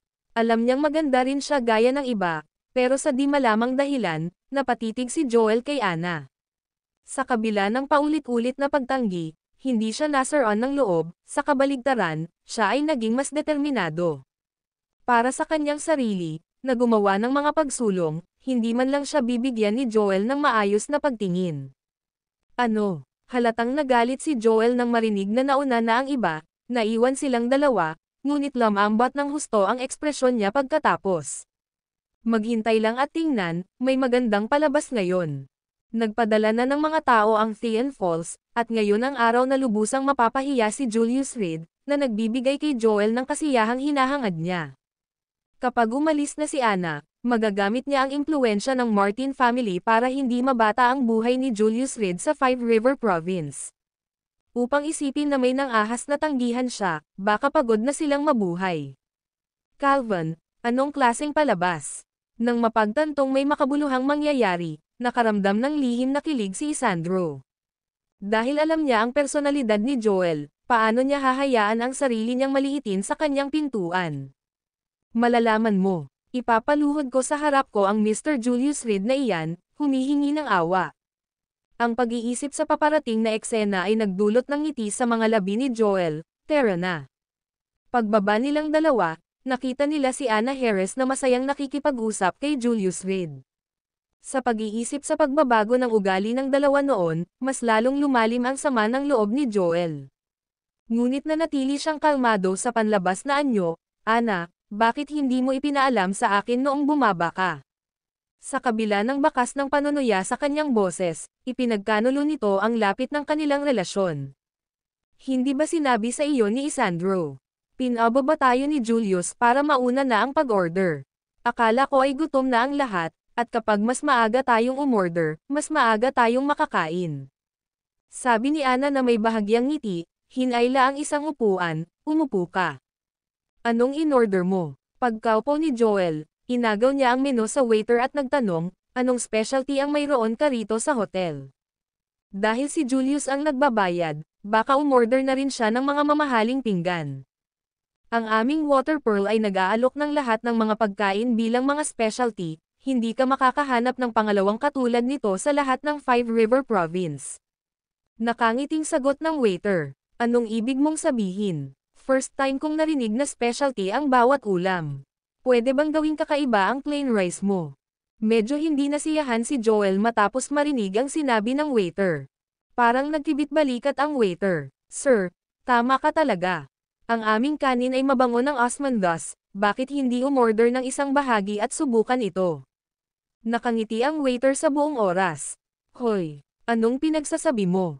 Bagaman hindi nasisiyahan si Joel, sinikap niyang panatilihin ang kanyang dignidad sa harap ng lahat, at itinuro ang ilang pinggan na nagkakahalaga ng mahigit 10,000 bawat isa, ito, at ito, dalhin mo silang lahat. Nag-order siya ng 3 sunod-sunod na ulam, umabot ng 100,000. Paumanhin, ngunit hindi namin magawa ang mga pagkaing hiniling mo ngayon dahil sa mga isyu sa sangkap, at humihingi ako ng paumanhin para sa abala. Paliwanag ng waiter na puno ng panghihinayang.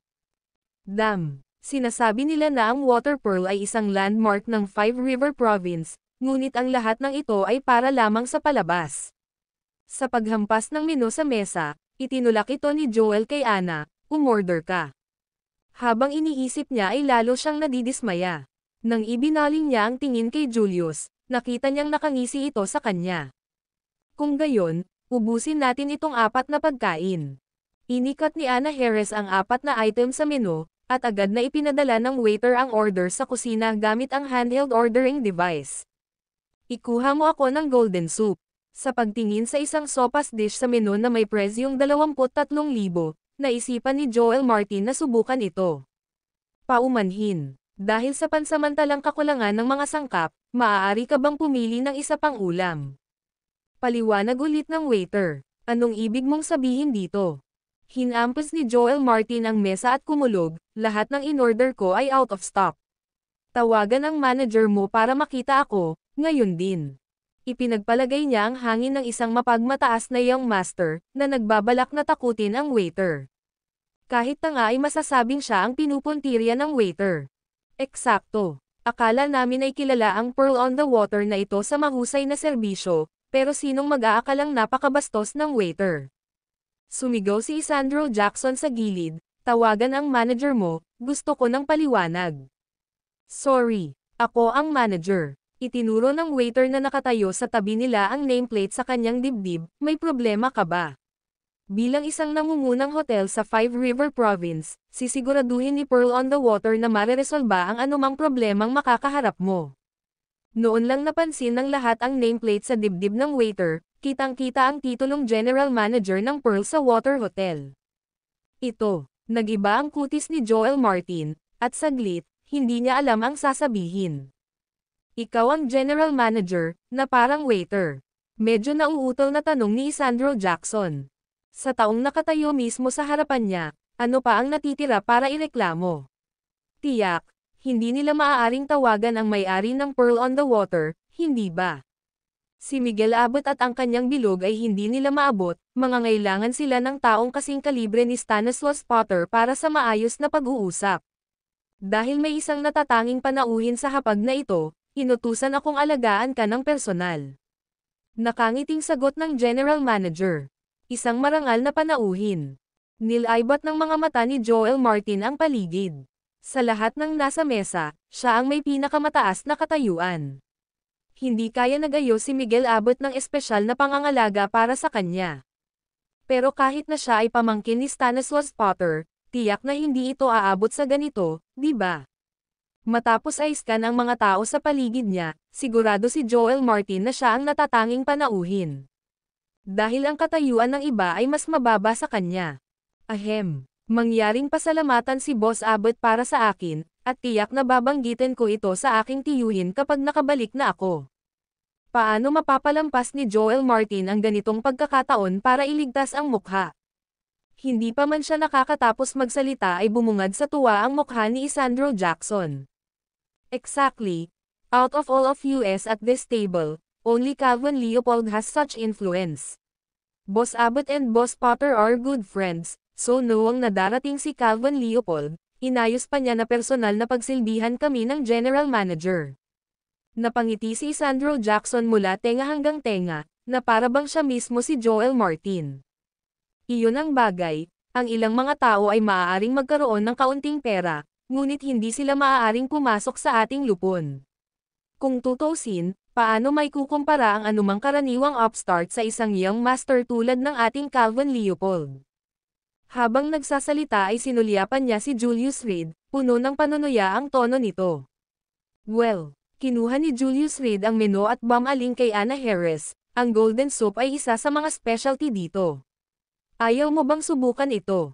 Hindi ba sabi nila wala na silang sangkap? Napatingin si Anna Harris kay Julius Reed na may pagtataka na tingin. Nilinaw pa lang ng General Manager, hindi ba narinig ni Julius Reed? Nakakatawa, sinasabi mo iyan dahil alam mong hindi ito magagamit, kaya't naglakas loob kang mag-alok, alam na alam mong hindi kayang gawin ang ulam at hindi mo nababayaran. Naiinis na sabi ni Isandro Jackson. Sino ang nagsabing hindi ito available? Itinuro ni Julius Reed ang menu, tinutugunan ng General Manager, kunin ko, pakiusap. Sige, isang golden soup ang paparating. Kinuha ng General Manager ang walkie-talkie, ihanda ka agad ang golden soup para sa table number 13, at gawin itong mabilis. Ang video na ito ay edited by Urban Storytelling. Kabanata 270, kilala mo ba kung sino siya? Nang magsalita ang manager ng hotel sa intercom, halos malaglag ang panga ng lahat. Ano ba? Hindi mo man lang sinabi na hindi ito magagawa. Hinampas ni Joel Martin ang kanyang kamay sa mesa at tumayo, hinawakan ang kwelyo ng manager, pinaglalaroan mo ba ako? Kakasabi lang ng manager na hindi pa dumarating ang mga sangkap para sa golden soup at talagang hindi ito magagawa. Ang lahat ay narinig na malakas at malinaw. Ngunit sa isang kisap mata, sa sandaling umorder si Julius Reed ng golden soup, agad na inutusan ng manager ang kusina na unahin ito. Hindi kaya ang maalamat na VIP ay si Julius Reed. Pinalaki siya ni Anna Harris gamit ang kanyang mga mata at naisip na imposible ito. Kung talagang may ganoong klaseng impluwensya si Julius Reed, paanong ang Radcliffe family ay susubukan ang lahat ng paraan para itaboy siya? Maging ang mga magulang ni Keller Radcliffe ay halos pinipilit ang kanilang anak na hiwalayan araw-araw. Humihingi ako ng paumanhin, ngayon lang ako nakatanggap ng balita na ang mga sangkap para sa golden soup ay dumating na, ibig sabihin, kalahating minuto ang nakalipas. Kalmado pa ring nagsalita ang manager, na parang nag-aalala na hindi siya mapaniwalaan ni Joel Martin. Muli niyang kinuha ang intercom. Warehouse, halika rito sandali. Makalipas ang kalahating minuto, bumangga ang isang lalaking humihingal na payat. Manager, pinatawag mo ako. Kailan dumating ang South Sea Turtles sa bodega? Tanong ng manager sa harap ni Joel Martin. 3 minuto ang nakalipas. Tumingin ang napakagandang lalaki sa kanyang relo, tiyak na sigurado, na imbak sila sa loob ng 2 minuto at 43 segundo.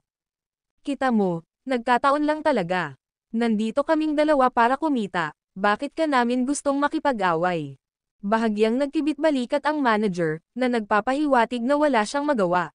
Ito, umikot ang mga mata ni Joel Martin, nagsimulang mag-isip ng ligaw sa kanyang isipan. Baka nagkataon lang talaga. Tanging ang ibang lalaking nakaupo sa tabi ay nanatiling tahimik, isang matalim na kislap na kumikislap sa kanyang mga mata. Bilang isang mayaman na pangalawang henerasyon mula sa ibang probinsya, natural na wala siyang kaugnayan sa mga lokal. Sa mga kilos at salita ni Julius Reed, halos nahulaan niya kung ano talaga ang nangyayari. Kung ikukumpara sa tusong si Julius Reed, si Joel Martin ay masyadong vague. Pero wala siyang sinabi. Kontento na siyang panoorin ang drama. Julius Reed, nahanap na kita sa wakas. Maya-maya lang, tumakbo si Eliziero. Ngayon siya ay nakasuot ng isang napakaikling palda, at ang kanyang pangitaas na katawan ay naka-strapless na pangitaas, napaka-sexy. Anong gusto mo? Bahagyang kumunot ang noo ni Julius Reed, at itinuro si Anna Harris at ang iba pa. Tinatrato ko ang mga kaibigan sa isang pagkain dito, huwag gumawa ng gulo. Jerk, wala ka talagang puso. Nakangiting nagmura si Eliziero at dahan-daang naglakad sa likuran ni Julius Reed, maingat na sumulyap kay Anna Harris. Sino ka, at bakit ka kumakain kasama si Julius Reed? Ang maingat na tingin na iyon ay katulad ng nakita sa pag-ibig. Muling natense ang dating relaxed mood ni Anna Harris. Ang hamak naman. Hindi, dapat kong sabihin kay Kella Radcliffe. Ako ay malapit na kaibigan ng asawa ni Julius Reed. Nilabas ni Anna Harris ang phone niya habang nagre-reply. Nang banggitin niya ang salitang, asawa, ang kanyang tono ay partikular na mariin. Oh, no big deal, pero huwag kang masyadong lumapit kay Julius Reed. Sa mga araw na ito, hindi ba tungkol sa pag-iingat laban sa sunog, pagnanakaw, at malalapit na kaibigan? Si Eliziero, na walang kamalayan sa sarili, na parang siya mismo ang lehitimong asawa, ay direktang nag-utos sa manager, magdagdag ng upuan para sa akin. Agad-agad, ngumiti at tumango ang manager, at agad na dinala ng isang waiter ang isang upuan. Matagal nang nandito si Eliziero para malaman ng lahat na pamilyar siya kay Julius Reed. Kaya lahat ay nagtrato sa kanya ng may labis na kagandahang loob. What brings me up, young lady? Si Anna Harris ay tahimik na nagsimulang mag-record ng isang video sa kanyang telepono, nagsasalita na may kaunting panunuya. Sa kabilang banda, bakit ka nagiging malapit sa isang lalaking may asawa? Hindi ka ba natatakot sa mga chismis at hindi pagkakaunawaan? Mga hindi pagkakaunawaan. Kung hindi sila nagkakaintindihan, hayaan mo na sila, hindi ako natatakot. Hinarap ni Eliziero si Anna Harris nang walang takot. Ang manager, nang makita ang eksena, ay mabilis na nagdahilan na maghanda ng pagkain. Wala ka talagang kahihiyan. Matigas na sabi ni Anna Harris, hindi siya makatayo at mapanood ang asawa ng kanyang matalik na kaibigan na kumilos ng labis, anuman ang sitwasyon. Inaasahan niyang magagalit ang kabilang partido, ngunit sa kanyang pagtataka, si Eliziero ay tila ganap na hindi nabigla. Hindi kumibo ang asawa ni Julius Reed, sino ka sa tingin mo?